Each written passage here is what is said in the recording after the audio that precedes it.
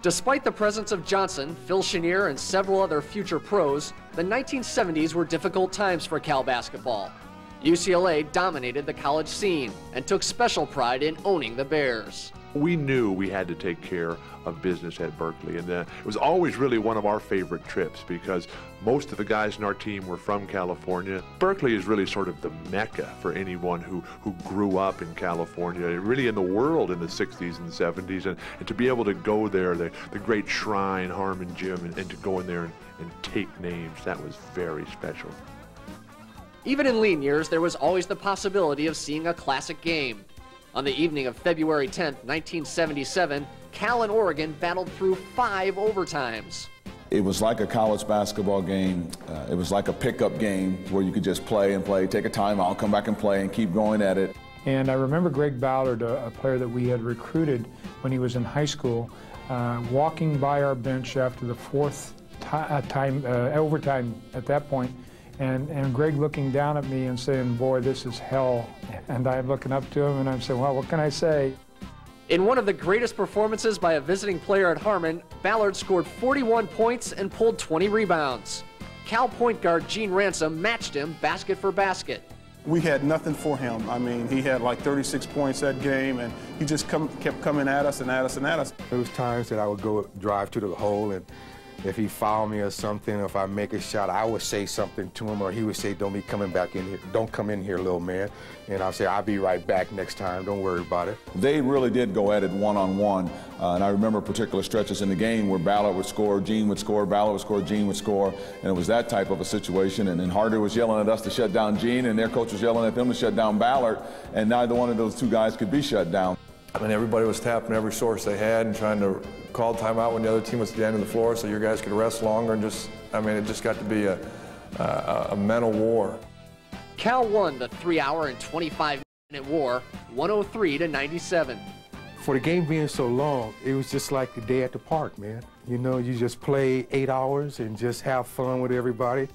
The late 70s also saw the growth of women's basketball as a varsity sport. When I first started my freshman year, we didn't get a lot of fan support. The first couple of years, we'd be lucky if we get a crowd of 500. And by my senior year, some of the clippings were saying there were crowds of 1,500 people there. They weren't just people that came in and sat down because they heard something going on. There were people that were there to watch basketball. They were involved spectators. When Colleen Galloway graduated in 1981, she was honored as no Cal athlete had been before. Her number was retired and raised to the rafters at Harmon. But Harmon's heroes didn't have to be superstars. In 1982, future NBA first-round draft pick Mark McNamara was upstaged in his final college game. My roommate at the time, Tom Lord, who had been a walk-on who had earned a scholarship, hadn't scored till the last game. And through a long process, he'd gained a fan club. And there was 4 little kids that used to hold up signs, L-O-R-D, Lord. It was the Lord Club. It was a great game. And then we finally got ahead at the end. And then the crowd started just chanting, Lord, Lord, Lord. I mean, it was, you know how loud it is here. Imagine that times 10. I mean, the building was shaking. And Tom got in and scored the first basket of his career. And the crowd went insane. And people were still screaming, Lord, and they were hugging us all. Meanwhile, Cal fans were still looking for a hero who could lead the Bears to victory over UCLA. And they almost found one in 1984. There was a couple freshmen, myself and Chris Washington, and who were getting good quality minutes, and we didn't look at that UCLA streak as that big of a deal. We hadn't lost to them yet. UCLA leading by 2. This is Johnson against Jackson. Yeah! KJ hit a bucket along the baseline to tie the game. I thought we'd won. I was hugging him out on the court, and someone told me, "Hey, Russ, we're going into overtime," and we lost in overtime. So we thought that might be a big moment for us, but our time hadn't arrived yet. 2 years later, Lou Campanelli arrived as men's head coach. He boldly proclaimed that the time had come to beat the Bruins, that the streak would end at 52 games. You know, I remember the night before, I felt like we were a professional team because Coach Campanelli at the time took all of us and we spent the night at the Claremont Hotel and approached this game as if it was a Super Bowl. I mean, it was a big game. Everybody knew how important this game was. And once we got down there, you know, it was a normal game. Our approach was good. Our business-like attitude was something that really helped us as the game went along. And You know, one half was down. It was a good ball game. As time started ticking down in the second half, we sensed it, we smelled it, and I think it was just a matter of us needing that win more than UCLA. And we celebrated as if we won an NCAA tournament game afterward. I've never been in a situation where a team had won a regular season game and was celebrating like they were celebrating, and it was really crazy. I mean, it was hanging off the rafters. I mean, they were in that place. The fans were so intense and so into that game that certainly it was a 10-point advantage for California. But the 75-67 victory did not take place at Harmon Gym. Campanelli had decreed that Harmon would be known as an arena. Someone said to me, "What do you think about Harmon Arena?" And I said, "It's Harmon Gym."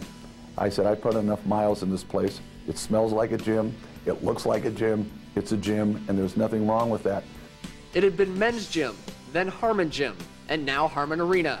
The one constant, a unique capacity to irritate opponents, often by means of the Straw Hat Band. I was a sophomore, and we played the University of Nebraska. They were ranked 10th in the country, and we beat them. And we're down in the locker room, and we're showering. And at that time, both teams kind of came in to use this common shower. And so Nebraska's in there showering, and we're in there showering. And the Straw Hat Band comes down the stairs and just playing away and into the shower and into the water and in and out of players. And the Nebraska players, it scared them to death. I'll never forget just doing warm-ups when the band marches in and they all brought in the little tiny ducks, and they would line the ducks up on the baseline and they would smash the ducks in front of our faces there. Reggie Miller and I ran into each other a couple times in the league, and he said, "I hated that Straw Hat Band," because when Reggie was there, they would do two things that really annoyed him. One, they would wear some fake ears that really stood out like this and walk around as they march into the seats with the ears sticking out, and then as soon as he got the ball, they would chant, "Cheryl, Cheryl." On January 10th, 1992, Cal's women pulled an upset that ranks among the greatest in Harmon lore, defeating a Stanford team that was on its way to an NCAA title. You could just feel the energy in Harmon as only it can, just start to rise, and it got louder and louder. And as that happened, you could see the players just, you know, rising up to the task. Everything was flowing for us. We played so hard, and we played so well together. We had a lot of intensity. I remember our team was just fired up. It was one of those special moments for everybody. The fall of 1992 saw Kevin Johnson's number retired in a preseason ceremony.